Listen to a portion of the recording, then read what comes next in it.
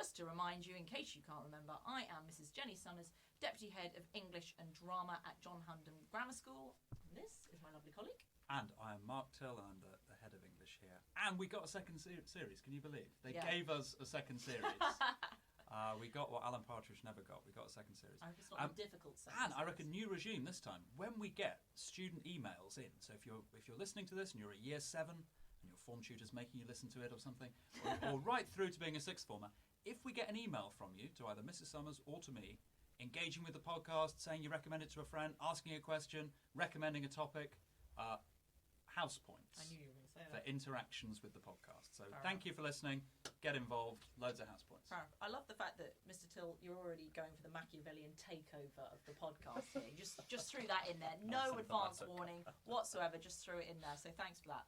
Let's introduce our lovely panel of guests this afternoon before we get on to our distinguished guest himself. Yes, I'm Dan. I do English, politics and history, and I'm a senior prefect and member of the debating side.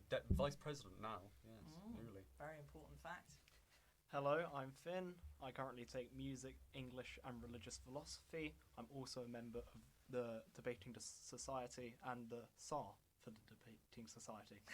The Tsar, that sounds Yes. great, doesn't it? I'm Xavier. I do maths, physics, further maths, chemistry. I have no idea about any of this, and I also turn up to debating. Wow. At least you're hiding it well, Xavier. You're not, Yeah. Brilliant. And of course we've got our distinguished guest, and I'm hoping I'm going to get all this right, assistant head, Mr. David Sammels, who teaches politics and RS. Am I also correct on that? Phew. I'm glad I got all of that right. That's a good start.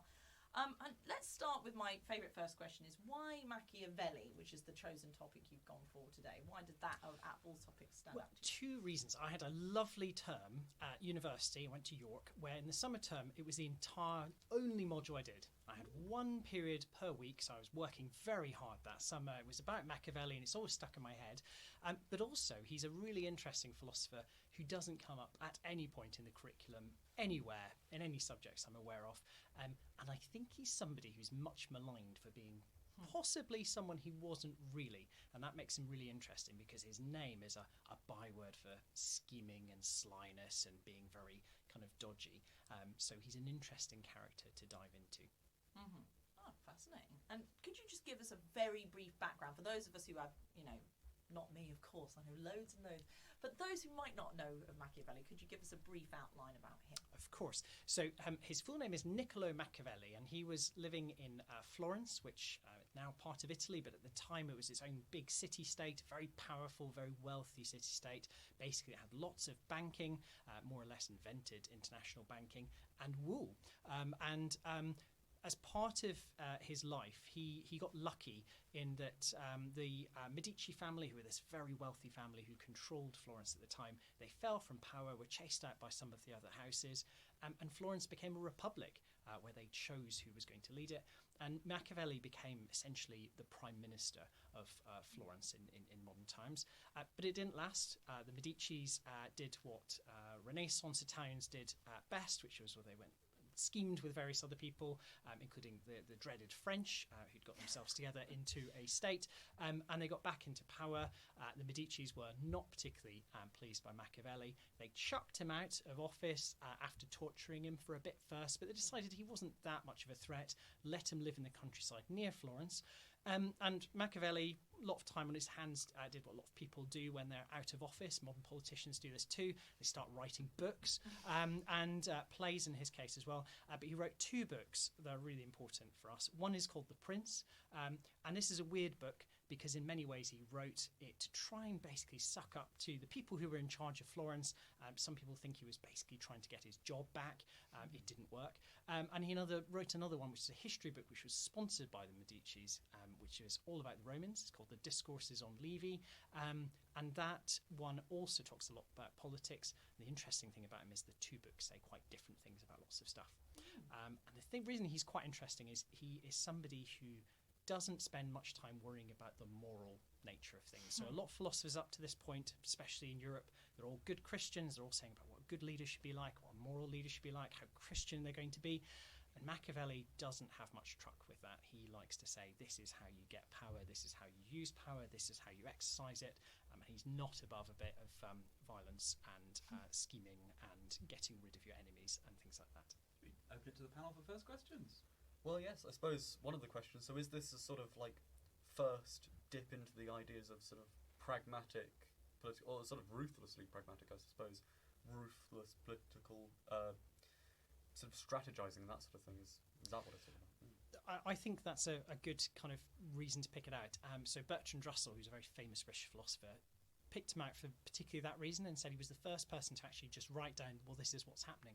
Because all of the Italian city-states were up to this. So there were lots of assassinations at this time of family members, and they make great stories. The Medicis and the other family are the Borgias, who a lot of people might know as, I think they're the baddies in Assassin's Creed. But there's also lots of films and TV shows and things like that based on them. And they'd happily poison their enemies. They would sack cities. One of the reasons Machiavelli became famous in the first place, he had a revolutionary idea for warfare in Italy, because at the time people used to hire their armies. They were called the condottieri, and the thing about hiring armies is that they're very happily bribed again, and also very happy to run away because it's not where they live. And so his idea was, well, how about we actually employ people who are Florentines to defend Florence, and then they might not run away. And lo and behold, that worked. And actually part of the reason why Florence became so powerful was he invaded Pisa and took it over, which is now famous for its Leaning Tower, basically by bribing the condottieri there to go away. And so it's a point about trying to think about what actually works and being quite ruthless, which arguably is what happens in politics nowadays. He's not much of an idealist, but he's describing what a lot of the politicians at the time were doing. They were scheming, they were forming alliances, they were breaking their word, they were doing assassinations and things like that. He's describing what they were doing, whereas a lot of the other philosophers were saying maybe what they ought to have been doing. So you clearly just said that the condottieri kind of solved that problem with the idea of armies for the Florentians themselves. But do you think he was inspired in any way by their actions? Because they were quite a prevalent force during his childhood, I seem to recall. So do you think their style of doing what benefits themselves most inspired him in any way in any of his thoughts? Yeah, no, absolutely. So in particular, he was a fan of some of the Borgias. So the Borgias were this family who are kind of renowned for being very scheming, I think is fair to say. So one of them, Rodrigo Borgia, became the Pope, which at the time involved a lot of scheming. I say at the time. But certainly at the time it involved a lot of scheming. Popes. Indeed, I'm a Catholic, so I'll gloss over that. So there's this kind of myths around how they got to power. His daughter Lucrezia Borgia became renowned as somebody who went through an awful lot of different husbands, many who mysteriously died from poisoning, and often they were kind of political marriages. His son was a condottieri captain himself, and so he had a habit of getting into alliances, defending places and things like that. After he'd made his fame, he was employed to look after a city in Rome. He turned up, realised they had very few defences, and he quite liked the look of the place. So he just kicked out the government and took over. He then decided to stab the various other mercenary captains who were working for him in the back and took over again. And there's a lot of thought that the Prince and some of the things that Machiavelli was writing about in it were referring to some of the antics of the Borgias and the other condottieri in being very ruthless in what they're up to. So is he a man? It sounds like you're almost saying he's a man of his time, because we talk about him a lot today, but it's interesting that it seems like he was responding very clearly to the situation he was living in. Or is there a sense that he still has resonance, do his ideas still have resonance and relevance today? I think that's a really good question. So there's three reasons why I think he's enduring. The first is, like Dan was saying, he's probably the first person to be very blunt about realpolitik and saying, you've got to be very ruthless. The second is that inspires a lot of English literature. So there's a lot of theories. He's writing about 100 years before Shakespeare arrives on the scene. Shakespeare, I believe, uses the term a Machiavelli to describe one of his characters at one point. It does. It's in Henry VI, Part 3. Yeah. And he has the future Richard III when he's still Gloucester. say that he's so scheming he'll send the murderous Machiavel to school.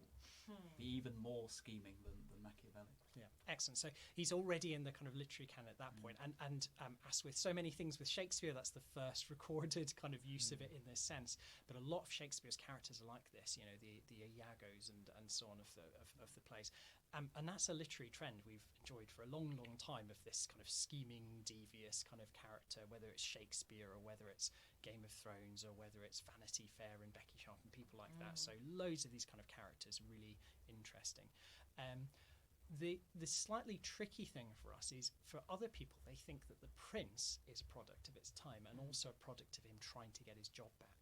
And they look at the discourses and say, hang on a minute, this guy is not quite as ruthless as he might sound. And he inspired a lot of later political thinkers who think he was a great liberal thinker. So some of the things he mentions are, one, that it's really important to have checks on power within a city, so that different people have different power and it's shared out so people can't abuse the power within a city-state. The second thing is he talks about the importance of freedom for individual citizens, and the importance of that ability for people to have rights within the place where they live. So some of the really famous liberal thinkers like Rousseau and Locke read about him and are inspired by this importance of individual freedom as well. So it's very difficult to know what he was really about. You know, was he this scheming politician who did a good job in Florence and then felt very put out when he lost office and wrote a book blaming all the other people, which is a thing we know now, because former prime ministers like to write an autobiography. They normally defend what they chose to do and blame everyone else for the bad things and take credit for the good things. He's doing a bit of that, but he's also kind of putting forward a lot of ideas that are very much off their time, which are not really that relevant nowadays.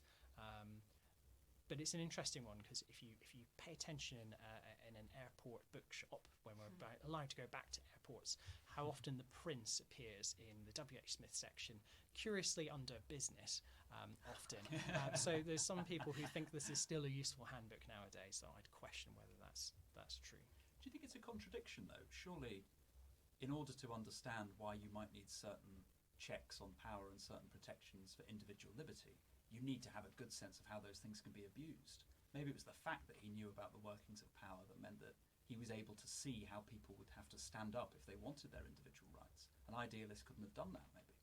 No, I think you're absolutely right there, because he doesn't assume that people are good, and there's passages in it saying a leader has to be very strong and prepared to do bad, because men are not good, and if men are not good, then you need to act in a way that reflects that. Whereas a lot of the prior philosophers focused on how do you make a society where everyone is good, including the ancient Greeks, including most of the medieval philosophers. And he just changes that and says, well, actually, lots of people aren't good.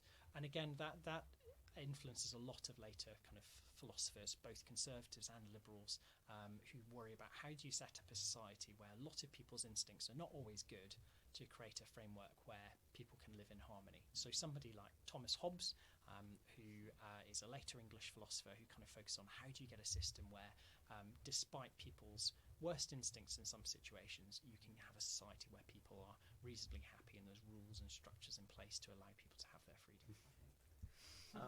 I mean, I'm trying to apply this sort of to modern society, because I do think that there is a lot of parallels between the time now and the time then, because a lot of people, almost all politicians, think what they're doing is right, and they will spout out the ideals of like the Catholic philosophers at that time. They'll say, oh, this is what we should be doing, all right, but then there's also that contradiction that they are doing the scheming at the same time. I can't really think of where a question of this is. Well, I think there's a good point that links onto that, and perhaps I won't name names, but you can think of modern politicians where this might apply, of all different political hues, I might add, is that Machiavelli says it's more important for a leader to be seen to be good than to actually be good. And you can probably think of modern politicians who've been quite good at that. So there's an element of that. There's an element of, and I think this is an enduring thing as well. He said that people, for the most part, were reasonably contented as long as you don't mess around with their property and allow them to kind of live their lives in peace, which is potentially something true as well, because we see a lot of people who are not that worried about politics. There's long ass, they themselves are not bothered. Whether that's a good thing or a bad thing, you can debate. But there's certainly some modern parallels, I think. Well, you mentioned earlier sort of him being liberal and then inspiring people from. I know I've got to say that does seem to parallel with some of I planning to do politics at university. Some of the things that I've been reading. So, for example, with Mill, who's a later liberal thinker, generally speaking, this whole idea of it's better to be seen to be good than to actually be good. I think there's a sort of utilitarian bent to that, where if you're saying as a politician, ultimately, once I'm in power, I will make everything good, then the end goal is that you get into power, and the means by which you get to there don't matter so much. And so you could say, from a utilitarian point of view, that sort of is justified and is ultimately good because the end result would be good. And I suppose it's sort of interesting to think that thinkers sort of as late as Locke and Mill, who are still pretty relevant today, because Locke was sort of a big inspiration for the US Constitution, for example, are still sort of being affected by this person, the 1400s, something like that, 1400s, 1500s. It's interesting. How do you think, for example, like he was able to get these sorts of ideas out and get his sort of name recognised in the first place? Because I would imagine that sort of a book that some ex-politician in Florence would have wrote wouldn't really sort of come to the front desk of every library, even 200, 300 years. That's a really good point. He wrote lots of plays as well, most of which are pretty forgotten now, but were popular at the time, apparently. The Prince wasn't published in his lifetime. It was published after he passed away, but the discourses were published. And so they were well known.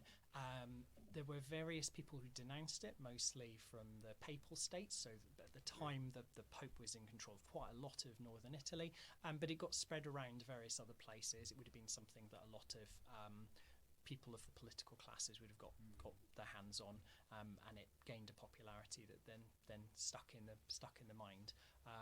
And so it seemed to catch some people as something that was relevant to them and what they were doing. Some of them probably saw it as an opportunity to do kind of to follow that model, like I said earlier, that handbook for gangsters kind of description of it. But he was described as a tutor of evil by the Catholic Church at the time. It was banned in various places. So, a lot of people at the time were scandalised by it in the same way that some people thought it was fantastic, and other people were perhaps just inspired to have these kind of characters we like to hate or like to examine that we were talking about earlier. And then pretty soon you were getting the opposition to the Catholic Church, which came along with the printing press. So I guess in a sense, a manuscript like that, over the next century, it was the right time for ideas to be spreading right across Europe, as you get printing presses in every kind of major city in Europe. So it seems that Mrs. Summers' previous question about modern society took the thought right from my head. What I was going to ask is, do you think that Machiavellian ethics have a place at all in today's society? And I ask this again because I know nowadays we don't really take kindly to totalitarian states. But what do you think about, for example, the Extinction Rebellion co-founder Roger Hallam saying he would block an ambulance carrying a dying patient in order to get the group's message across? Well, that's an interesting point about the lengths to which some people will go to get their message across. I don't think so. I should probably say I don't personally admire what he says, because it's not the kind of thing that inspires my kind of particular views on it, but I think he's very fascinating in what he thought and what he wrote. There's an aspect of me, though, because we like our politicians, to think our politicians are being honest and wanting to keep their promises and having our best interests at heart and acting morally. But there's an element to which we hope some of our leaders are not doing that.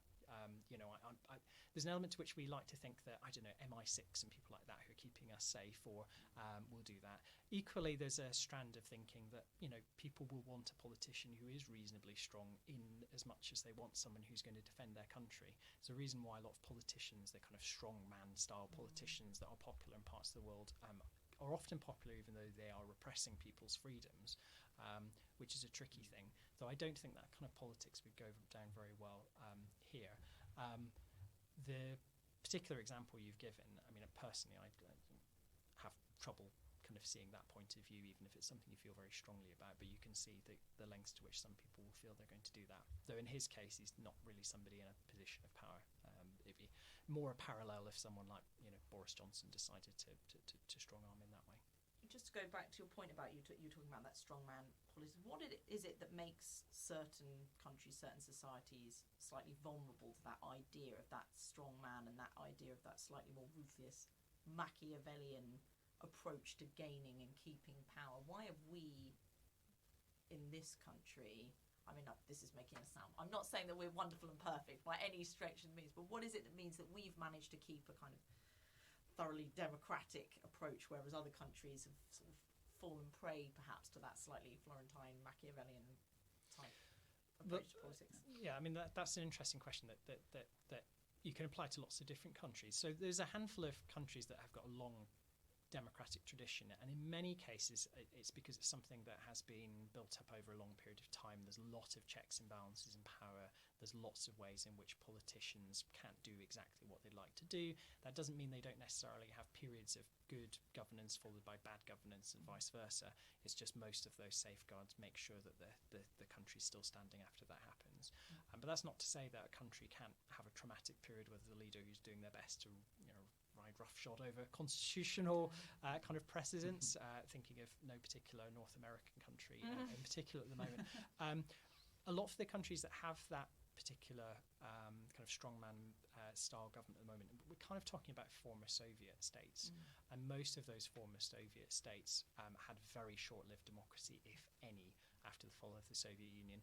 Most of them had a big power vacuum when the Soviet Union collapsed, and a lot of those people had links to the spy agencies like the KGB and more or less swept in and took power straight away and have done so ever since. There's an element to which some of this is easier in a developing country, according to the political science, because people's concerns will be more focused on security, stability. Do I have a roof over my head and food?